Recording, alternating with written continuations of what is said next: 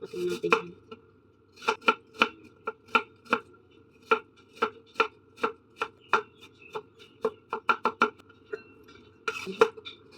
Kunti lang to kasi kung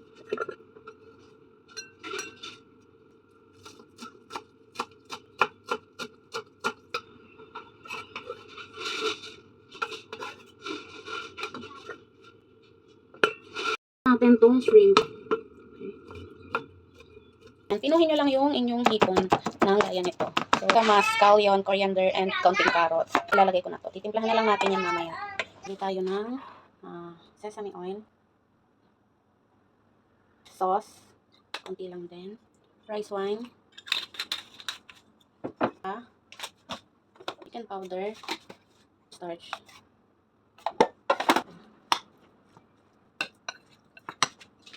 Lumpia wrapper yan, ikakat natin. Ito ang ating wrapper. And then ito na lang dyan. Ganyan. Tapos lang naman sa ating wrapper.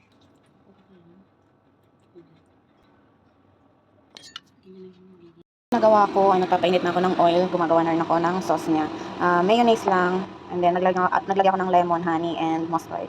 Tapos konting seasoning. Hinang apoy lang, isa lang naman. Na yung finished product. Diba?